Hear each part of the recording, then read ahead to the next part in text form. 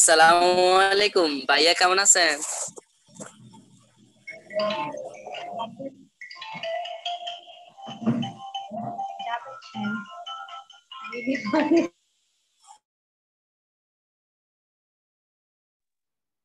হ্যাঁ হাসান ভাইয়া, ভালো আছি। তোমার কি খবর? এই তো আলহামদুলিল্লাহ। ভাইয়া, আপনাদের বাড়ির সবাই কেমন আছে? আহ হ্যাঁ, আমাদের সবাই বেশ ভালো আছে। তোমাদের কি খবর? এই তো আলহামদুলিল্লাহ। ভাইয়া, মডেল টেস্টের হাইস্ট মার্ক কত উঠছে? এটা তো চেক করা হয়নি, দেখতে হবে। হাইস্ট মেবি তুমি পেয়েছো না? আমি তো 98 পাইছি, জানি না, অনেক হয়তো 99ও পায়, আরেকজনে দেখলাম 99 পাইছে। ভাই, অনেক দিনের আশা যে নার্সিং এ কোর্স করে, মানে আমি 100-100 পাবো, আমার টার্গেট ছিলই, কিন্তু ওই দিন যে মিস হয়ে গেল আমি কল্পনা করতে পারি না। যে আমার খুবই লক্ষ্য এবং টার্গেট ছিল আমি 100-100 পাবোই, যে মুখ আমার জীবন দিল, ব্যাপার কি ও পাইলাম না। আচ্ছা আচ্ছা, ওকে। দেখি যারা আগামীকাল। আমাদের যারা আমাদের আগামী হচ্ছে আউট ভাইয়া স্টুডেন্ট, যারা রেজাল্ট মানে না? কোচিং এর বাইরে, তোমরা প্লিজ মিউট করে রাখো, ঠিক আছে? সবার ক্ষেত্রে বলছি, সবাই প্লিজ মিউট করে রাখো। আমরা এখন পড়া শুরু করব। সো আমরা ইংলিশ দিয়ে শুরু করব, আর শেষে বিজ্ঞান কিছু পড়াবো। ভাইয়া, ওকে। বাংলা না বলে সায়েন্স? ও আজকে বাংলা ক্লাস। ও আই ফরগট। ওকে, আমরা ইংলিশটা শেষ করে ফেলি আগে, ঠিক আছে?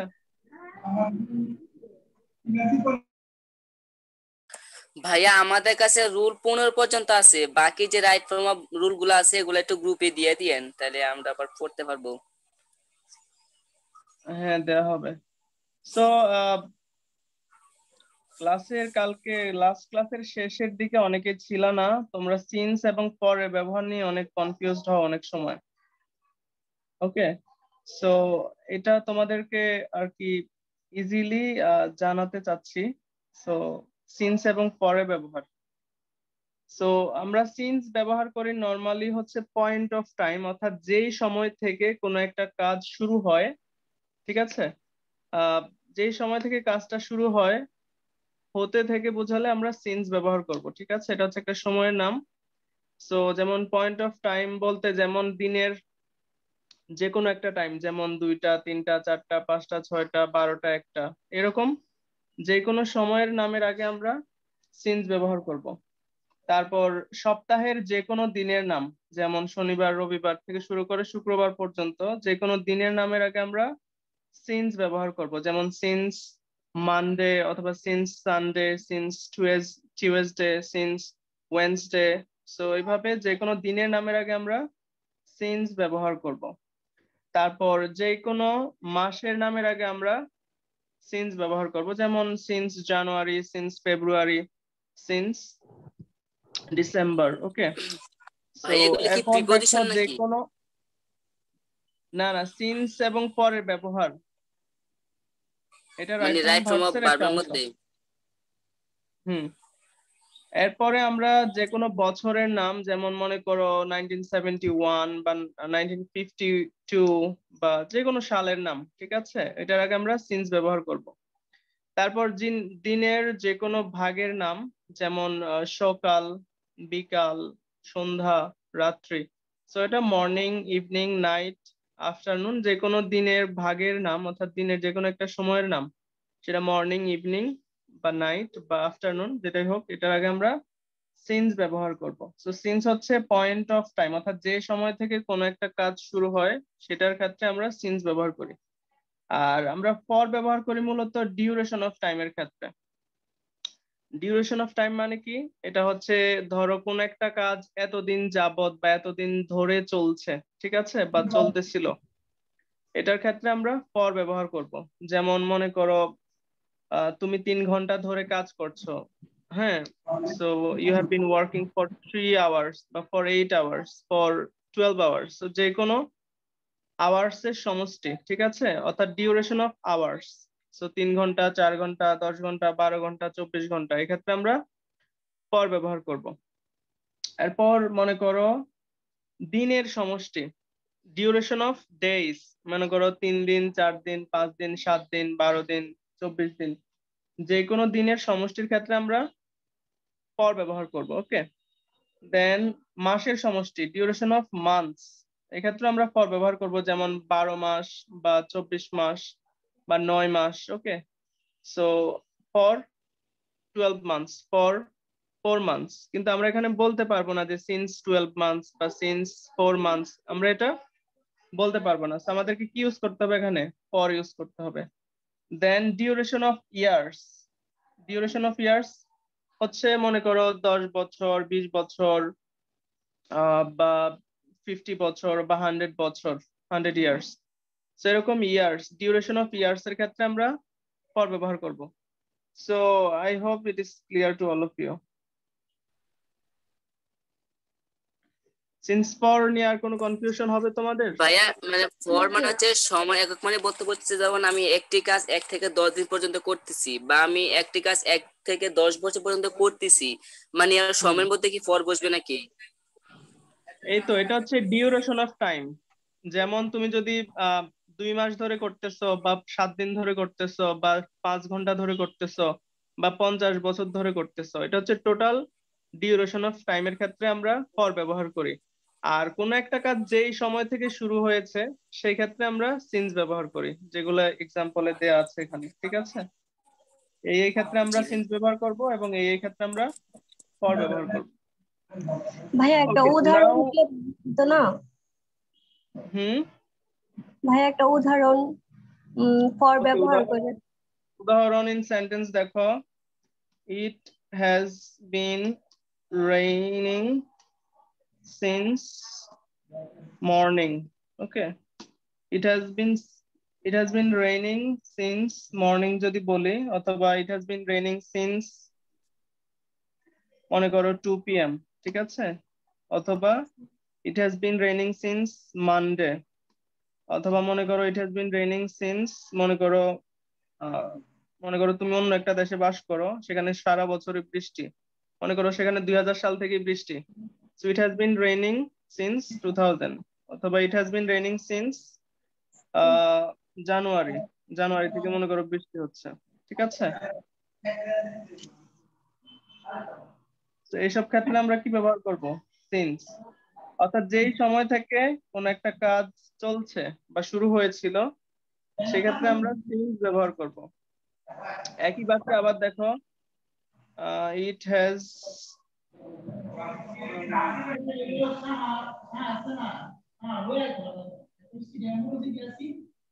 I know him,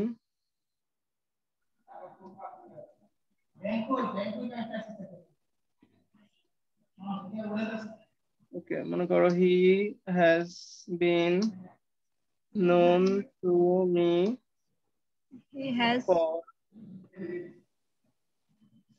he has been known to me for, মনে করো আমি তাকে 12 ঘন্টা যাবত চিনি, ঠিক আছে, for 12 hours, অথবা for 7 days, আমি তাকে 7 দিনের জন্য চিনি, বা মনে করো 12 months,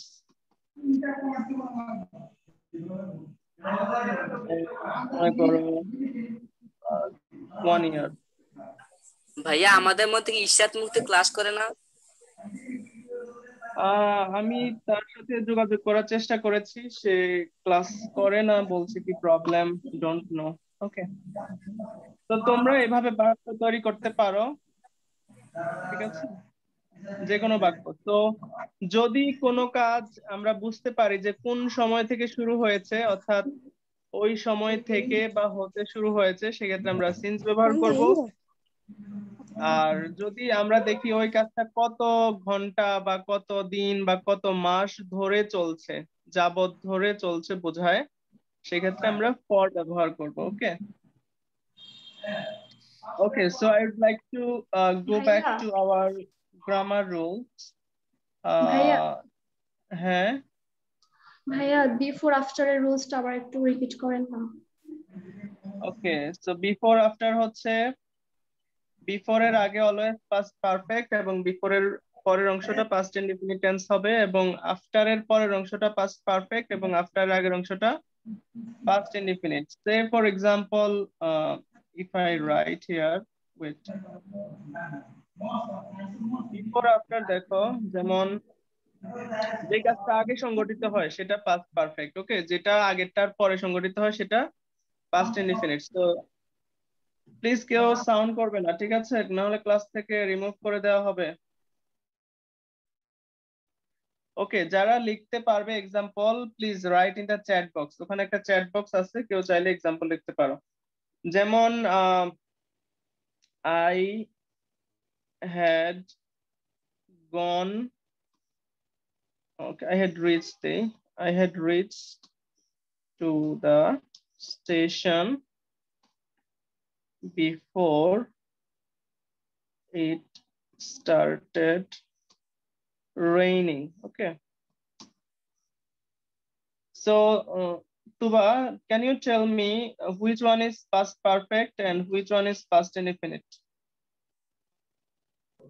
জি ভাইয়া, Can you tell me which part is past perfect and which ভাইয়া part is বিফোর এর past? পরে হচ্ছে পাস্ট পারফেক্ট এবং বিফোর এর পরে হচ্ছে পাস্ট ইনডিফিনিট। বাট এটা তো বললে হবে না, you have to know it by the structure দেখে চিনতে হবে।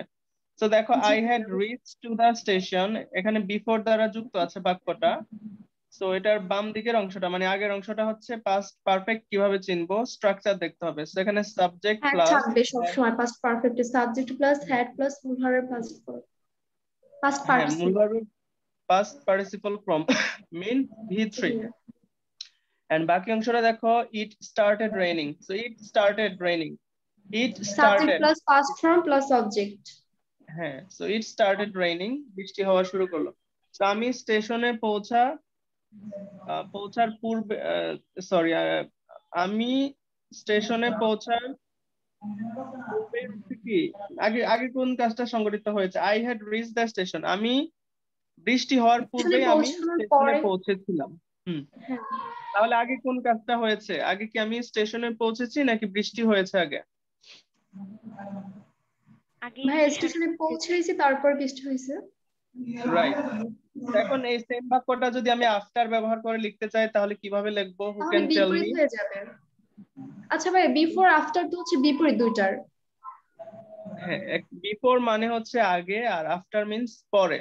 সো আমি এখানে প্রথম বাক্যটা মানে এই বাক্যটা হচ্ছে, অর্থটা হচ্ছে বৃষ্টি শুরু হওয়ার পূর্বেই আমি স্টেশনে পৌঁছেছিলাম। তো আমি এই বাক্যটা এখন আফটার ব্যবহার করে লিখবো, কিভাবে লিখবো কে বলতে পারবে?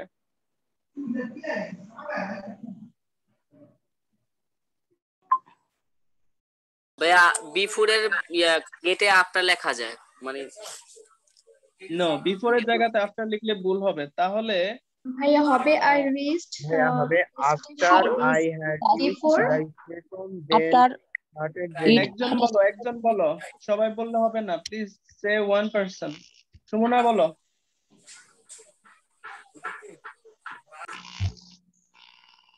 Sumana, can you listen to me? শুনতে পাচ্ছ?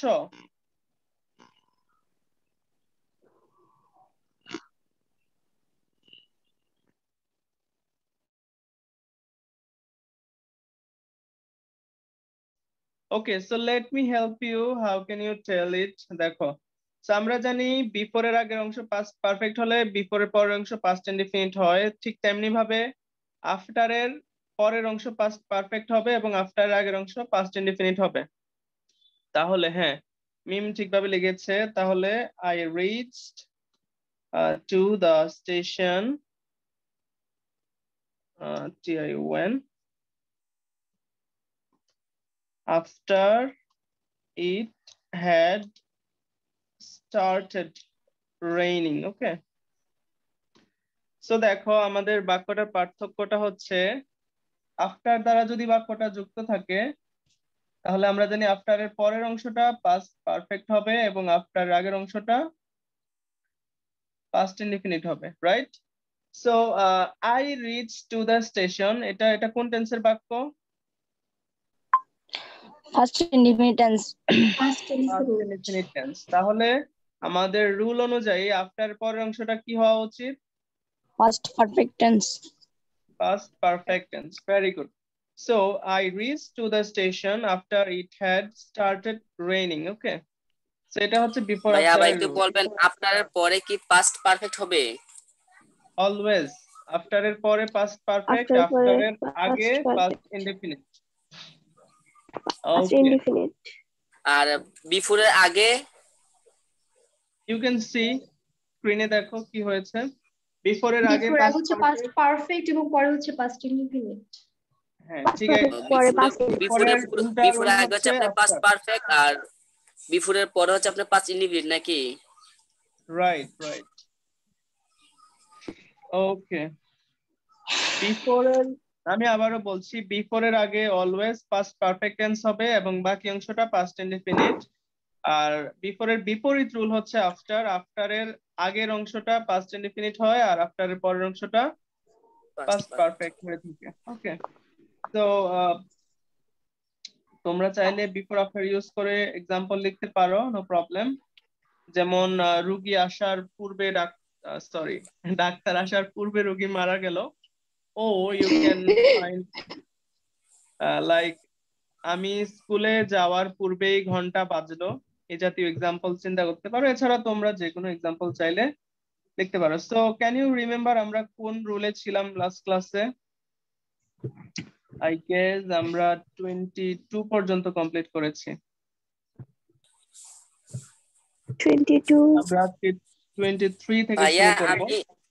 আমি লিখছি, একটু দেখেন হয় কিনা। আফটার এর পরে পাস্ট পারফেক্ট, আফটার এর আগে পাস্ট ইনডিফিনিট, বিফোর এর আগে পাস্ট পারফেক্ট, বিফোর এর পরে পাস্ট ইনডিফিনিট, হয়েছে না? তুমি কোথায় লিখেছো? খাতায় লিখছে আর কি আপনার ও মনে আচ্ছা, থাকার জন্য। বিফোর এর মানে আগে পাস্ট আফটার পারফেক্ট।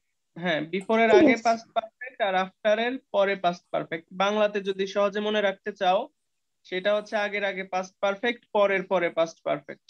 জাস্ট এটা মনে রাখো, আগের আগে পাস্ট পারফেক্ট, পরের পরে পাস্ট পারফেক্ট। ঠিক আছে? পরের পরে মিন্স আফটার এর পরে, আগের আগে মিন্স বিফোর এর আগে। এটা হচ্ছে শর্টকাট মনে এক্সাম্পল রাখার টেকনিক। ভাইয়া দেখেন আমার তো। একটু দেখেন হয়েছে কিনা। মানে আমি লিখছি যে আফটার এর পরে হচ্ছে পাস্ট পারফেক্ট, আফটার এর আগে হচ্ছে পাস্ট ইনডিফিনিট, বিফোর এর আগে হচ্ছে পাস্ট পারফেক্ট আর বিফোর এর পরে হচ্ছে পাস্ট ইনডিফিনিট, হয়েছে? হ্যাঁ, ভেরি গুড। ওকে, সুমনা লিখেছে teacher entered the classroom after the bell had rung. Okay, so এটা হচ্ছে টিচার ক্লাসে ঢোকার পূর্বেই ঘন্টা বেজে উঠেছিল। ঠিক আছে, গুড ওয়ান। Very good. আমরা আজকে রুল 23 থেকে শুরু করব। Very important. দেখো, কোন সেন্টেন্সে যদি ইন্ট্রোডাক্টরি দেয়ার দ্বারা শুরু হয়, ঠিক আছে, এবং এরপর যদি সিঙ্গুলার নাম্বার থাকে তাহলে দেয়ার সিঙ্গুলার ভার্ব হয়। দেয়ারের যে ভার্বটা সেটা সিঙ্গুলার ভার্ব হবে। তো এটার মানে হচ্ছে কোনো বাক্য যদি দেয়ার দ্বারা শুরু হয় এবং দেয়ারের পরে যদি একটা সিঙ্গুলার সাবজেক্ট থাকে, ঠিক আছে, দেয়ারের পরে যদি সিঙ্গুলার নাম্বার থাকে মিন্স সিঙ্গুলার সাবজেক্ট, তাহলে ভার্বটাও সিঙ্গুলার হবে। অ্যাজ আমরা জেনেছি যে সাবজেক্ট সিঙ্গুলার হলে ভার্বও সিঙ্গুলার হয়। So first of all, look at the example. Look at the ভাই example. এই দেখো নিয়মটা বুঝতে পারি না, একটু আবার বলে দেন। মানে ভাই ইন্ট্রোডাক্টর মানে কি পরিচয় না? হ্যাঁ, যখন ইন্ট্রোডাক্টরি ইট এবং দেয়ার আছে, তোমরা এগুলা শেখার নিজে মুরগি নিজে দেখে নিও। ইন্ট্রোডাক্টরি মিন্স, হ্যাঁ, ইন্ট্রোডাকশন মিন্স পরিচিতি, বাট ইন্ট্রোডাক্টরি দেয়ার অথবা ইট মানে হচ্ছে যদি কোনো বাক্য ইট অথবা দেয়ার দ্বারা শুরু হয় সেটাকে ইন্ট্রোডাক্টরি ইট দেয়ার বলে, বুঝছো? জাস্ট বেসিক আবার এইটুকু আবার বুঝে নাই। বলছি, কোনো বাক্য যদি ইট এবং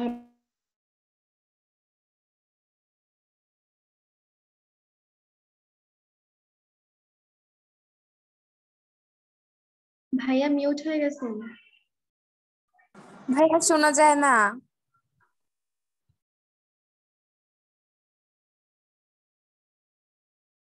চ্যাট বক্সে লিখে জানাও, বাইরেতে শুনবে না।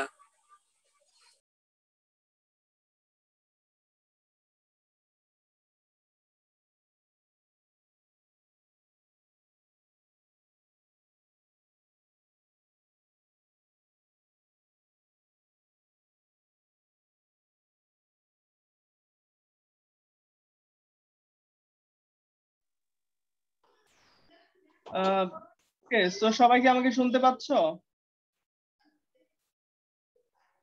ওকে জি ভাইয়া।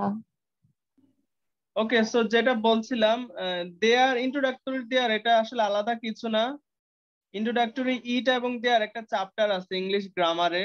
তো এটা মানে হচ্ছে বাক্য যখন ইট অথবা দেয়ার দ্বারা শুরু হয়, ইট দ্বারা শুরু হলে ইন্ট্রোডাক্টরি ইট এবং দেয়ার দ্বারা শুরু হলে ইন্ট্রোডাক্টরি দেয়ার, এটা আলাদাভাবে বোঝার কিছু নাই। অর্থাৎ সেন্টেন্সের শুরুতে যদি দেয়ার থাকে সেটা হচ্ছে ইন্ট্রোডাক্টরি দেয়ার। ওকে, সো তো এই যে কোনো বাক্য যদি দেয়ার দ্বারা শুরু হয়, THER, দেয়ার মানে কি সেখানে, তাই না? সো কোনো বাক্য যদি দেয়ার দ্বারা শুরু হয়, এরপরে যদি কোনো সিঙ্গুলার নাম্বার থাকে, কি থাকে? Singular number. সিঙ্গুলার নাম্বার তো বুঝো, এক বচন, অর্থাৎ একটা বোঝায়। দেয়ারের পরে যখন কোনো কিছু একটা বোঝায় তখন ভার্বটাও সিঙ্গুলার হয়, এটা বলছে। যেমন মনে করো সেখানে একটা নদী আছে, বা সেখানে একটা there is a river, there is a canal, there is a school, there is a madrasa, there is a masjid, there is a mandir, ঠিক আছে? তো এই দেয়ার এর পরে যদি কোনো একটা সিঙ্গুলার সাবজেক্ট থাকে, ঠিক আছে, তো সেটা সাবজেক্ট সিঙ্গুলার হলে আমরা জানি ভার্ব সিঙ্গুলার। সো এক্সাম্পলটা দেখো দেখো দেয়ার ড্যাশ, ভার্বটা হচ্ছে to be. So to be মানে কি? am, is, are, was, were. So there to be a big river beside our village. So a big river, এটা কি সিঙ্গুলার নাকি plural? Who can tell me? Singular. Singular. Plural কে বলছে?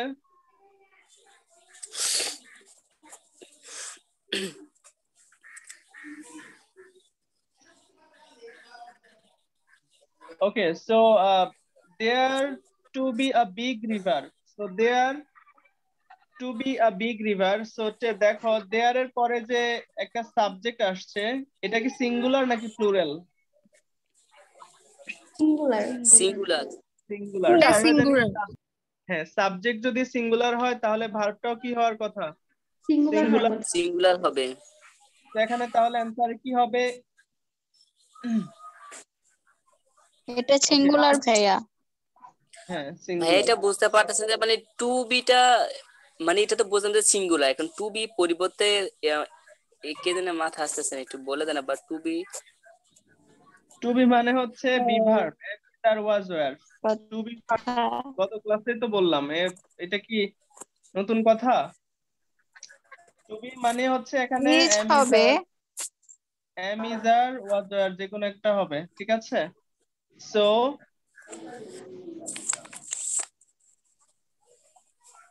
ওকে, so please ক্লাসে কেউ disturb করবা না, সবাই মনোযোগ দিয়ে ক্লাসটা করো।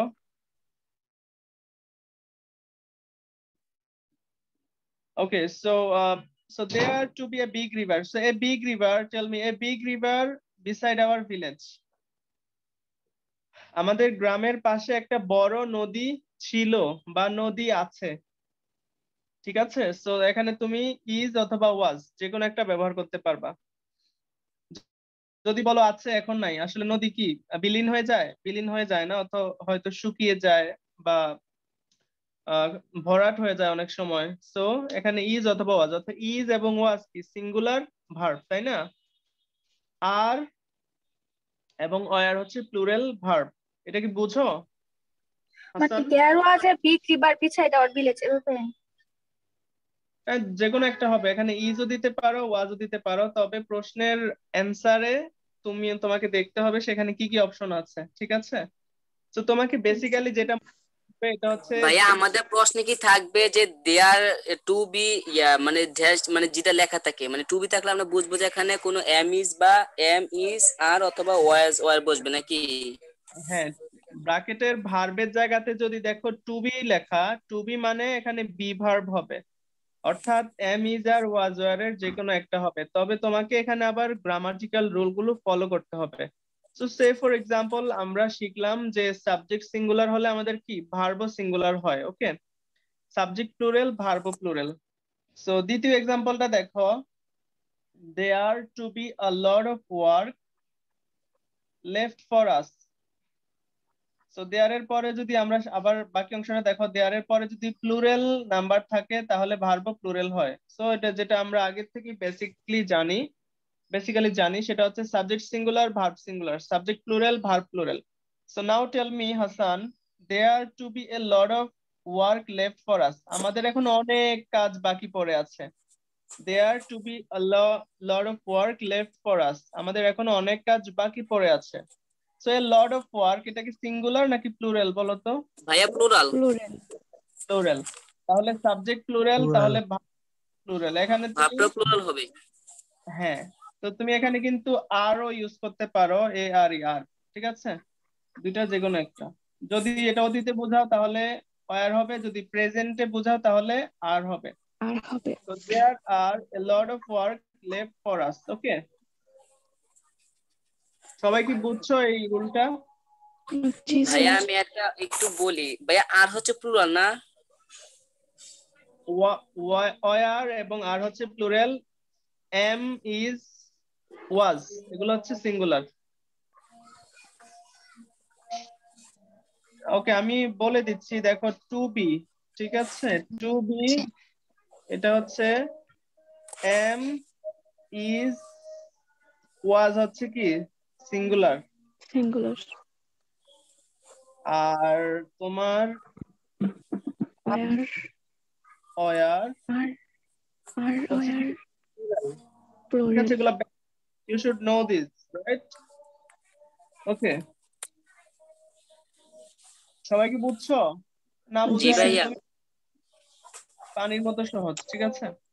ওকে, এই রুলটা সব থেকে বেশি ইম্পর্টেন্ট এবং একটু ভালো করে বুঝতে হবে, এটাতে অনেকে অনেক কনফিউজড হয়, ঠিক আছে? এটা হচ্ছে, হ্যাঁ বুঝিনি। হ্যাঁ, আর দিলে হবে, no problem. Plural verb, subject singular verb singular, subject plural verb plural, okay? Okay, তো এখন আমরা রুল 24 দেখো। রুল 24 এ দেখো, আরো বুঝতে প্রবলেম হলে অবশ্যই বলবা, ঠিক আছে? সো রুল 24 দেখো, কোনো বাক্যে যদি দেখো had better, had rather, would better বা উড রাদার দেন, এগুলা একই অর্থ। এগুলা কি একই অর্থ, একই অর্থাৎ অর্থ। ভাই এগুলো অর্থগুলা কি? মানে had better, had rather, would rather, would হ্যাঁ বলছি উড রাদা বলছি, ওয়েট ডট করো, dot. Let me finish first. তো কোনো বাক্যে যদি দেখো had better, had rather, would rather then, so যদি হেড ব্যাটারের পরে দেন থাকে বা উড রাদারের পরে দেন থাকে, সো দেন যদি থাকে তাহলে বোঝায় কোনো কিছু করার চেয়ে অন্যটা করাই ভালো ছিল বা ভালো। আর যদি had better, had rather, would better এগুলা মানে হচ্ছে না করাই, কোনো কিছুর চেয়ে ওই কাজটা করাই ব্যাটার ছিল, এরকম বোঝায় আর। সো এক্সাম্পল দেখলে বুঝবা। সো দেখো, উই হ্যাড ভাইয়া এটা একটু ব্যাটার, লিখে দেন আপনি, মানে পাশে দিয়ে একটু লিখে দেন বা উপর দিয়ে এই একটু যে দাঁড় লেখা দিয়ে আছে লিখে তো, দেন। কান্ট ইউ সি এখানে লেখা আছে বাংলাতে। এটা পড়ো Hasan, you can read it for once. Had better, had rather, would better এবং would rather dot dot than. কোনো কিছু করার চেয়ে অন্য কিছু করাই শ্রেয়, না করাই শ্রেয় ইত্যাদি থাকলে ভার্ব এর প্রেজেন্ট ফর্ম ভার্ব ওয়ান বসে। ওকে, সো আমরা কি শিখলাম? কোন বাক্যে আমরা যদি দেখি had better, had rather, would rather than, এগুলোর মানে হচ্ছে কোনো কিছুর চেয়ে অন্য কিছু করাই শ্রেয় ছিল বা না করাই শ্রেয় ছিল। ঠিক আছে, তো এটার হ্যাড রেদার এগুলার পরে ভার্বটা অলওয়েজ V1 হবে, মানে ভার্বের প্রেজেন্ট ফর্ম হবে, এটা কিন্তু মনে রাখতে হবে। তো মনে করো আমার স্কুলে যাওয়ার থেকে না যাওয়া ভালো ছিল, বা আমার একটা রিলেশন করার চেয়ে না করাই ভালো ছিল, অথবা আমার চা খাওয়ার থেকে কফি খাওয়াটাই বেটার ছিল। তো অর্থাৎ একটার চেয়ে যখন আরেকটা না করাই শ্রেয় ছিল বা অন্য কিছু করাই শ্রেয় ছিল বোঝায়, পজিটিভ বা নেগেটিভ, সেক্ষেত্রে আমরা এই শব্দগুলো দিয়ে বাক্যটা তৈরি করতে পারি। মানে had better, had rather, would rather এগুলো আমরা ইউজ করতে পারি। সো এক্সাম্পলটা দেখো, we had better wear mask, ভার্বটা হচ্ছে ওয়্যার, ভার্বটা কি? ওয়্যার মানে পরিধান করা, you know that. So we had better wear face mask when we travel to protect against coronavirus. So দেখো উই হ্যাড বেটার এর পরে ভার্বটা কোন ফর্মে আছে? প্রেজেন্ট ফর্মে, রাইট? দেখো we had better wear face mask when we travel to protect against coronavirus. তো আমরা আসলে যখন ট্রাভেল করি তখন আমাদের ফেস মাস্ক ব্যবহার করাই কি শ্রেয় ছিল, কি জন্য? করোনা ভাইরাস থেকে দূরে থাকার জন্য, রাইট? অথবা করোনা ভাইরাস থেকে মুক্ত থাকার জন্য আমাদের কি করা উচিত ছিল? কি মাস্ক করা শ্রেয় পরিধান ছিল? করা। কি করা বেটার ছিল? ফেস মাস্ক ইউজ করা। তো আমরা দেখলাম যে হ্যাড ব্যাটারের পরে যে ভার্বটা সে কোন ফর্মে হয়েছে? V1। তোমরা কি ওয়ার অর্থাৎ পরিধান করা এটার পাস্ট ফর্ম পার্টিসিপল ফর্ম জানো? জি ভাইয়া। জি ভাইয়া। কি বলতো? চ্যাট বক্সে লেখো ইফ ইউ নো দ্যাট। মানে প্রেজেন্ট পাস্ট পার্টিসিপল এগুলো নাকি ভাইয়া? হুম হুম হুম নো, আমি জানতে চাচ্ছি ওয়ার। ভার্ব ওয়ান, পাস্ট হচ্ছে ভার্ব টু, আর হুম, লিখি ভাইয়া। ওয়ার ওর ওম, হ্যাঁ ভেরি গুড, কারেক্ট হয়েছে সুমনা, ঠিক আছে। Okay, so what about my other students? তোমরা কেন রেসপন্স করো না? তোমরা কি বুঝতেছো না আমি কি বলছি? If you don't understand please ask me any question, okay?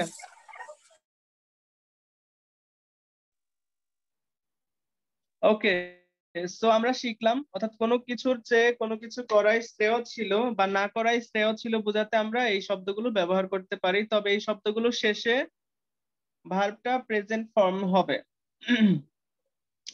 So দেখো, I would rather die than বেগ, অর্থাৎ আমার ভিক্ষা করার চেয়ে মরে যাওয়াই শ্রেয় ছিল, তাই না? I would rather die rather I would rather die than beg. তো দেখো আই উড রেদার ডাই, আমাদের ব্র্যাকেটের ভাবটা হচ্ছে মনে করো ডাই, এখানে আমি দাগ দেই নাই। ভাইয়া আপনি কি আমাকে কিছু বলেছেন? আমার নেট চলে গেছিল, আমি আবার পুনরায় জয়েন করতে হয়েছে।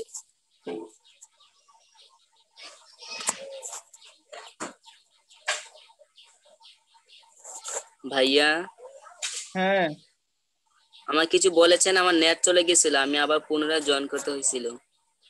তা তোমাকে কিছু বলিনি, বলছি যে আহ আমরা যদি কোনো বাক্যে দেখি had better, had rather, would rather than, সেক্ষেত্রে আমরা এটার ভার্বটা আমরা প্রেজেন্ট ফর্মে লিখবো, আমি এটাই বলেছি। তো তোমরা এটা চিন্তা করে বাক্য লিখতে পারো, এগুলো ব্যবহার করি, সবগুলার কিন্তু একই অর্থ, ঠিক আছে? একই অর্থ। So I would rather I would rather die, I would rather কোন জায়গাতে লিখছে? I would rather die than beg. এখানে দুই জায়গাতেই প্রেজেন্ট ফর্ম বসছে যদিও, ওকে। সো বেগ এটা মনে হয় একই, আমি ঠিক শিওর না ভার্বটা তিনটা কোনটা হবে। সো বাট এখানে তোমাদেরকে এটাই সিম্পলি মনে রাখতে হবে, would rather, had better, had rather, would better, would rather than, এটার পর অলওয়েজ ভার্বটা প্রেজেন্ট ফর্মে হবে। দেন নেক্সট এক্সাম্পলটা দেখো, I have been waiting here for 3 hours. I think I would rather leave than stay. তো আগের ভাবটাই দিই, ওটা থাক।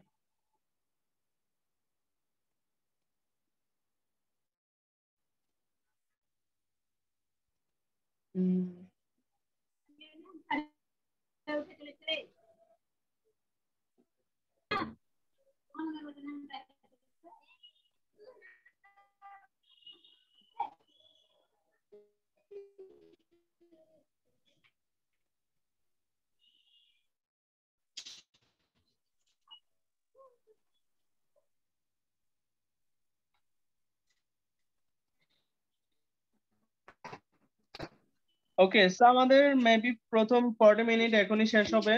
তোমরা আবার সেম লিংক ব্যবহার করে জয়েন করবা, ঠিক আছে? সাথে সাথেই আবার জয়েন করবা। Okay, what I was telling, দেখো তৃতীয় এক্সাম্পলটা দেখো, I have been waiting here for 3 hours. আমি সেখানে 3 ঘন্টা যাবত অপেক্ষা করেছিলাম বা করতেছি। I think I would rather leave than stay. আমার সেখানে থাকার চেয়ে চলে যাওয়াই বেটার, ঠিক আছে, বা চলে যাওয়াই শ্রেয়। আমার সেখানে থাকার চেয়ে, অর্থাৎ মনে করো তুমি কারোর জন্য 3 ঘন্টা ওয়েট করছো, বাট তার আসার কোনো পাত্তা নাই, মানে নামগন্ধ নাই। সেক্ষেত্রে তুমি কি করবা? অবশ্যই তুমি চেষ্টা করবা সেখান থেকে চলে যাওয়ার জন্য, রাইট? সো এটাই বোঝাচ্ছে এই বাক্যে, I have been waiting here for 3 hours. আমি 3 ঘন্টা যাবত সেখানে ওয়েট করছি। I think I would rather leave than stay. So এখানে কি হবে? I think I would rather. So would rather এর পরে ভার্বটা কোন ফর্মে হবে? V1, মানে প্রেজেন্ট ফর্মে হবে। উড রাদার এর পরে ভার্বটা কোন ফর্মে হবে? Present form. Present form. এটা মনে রাখো।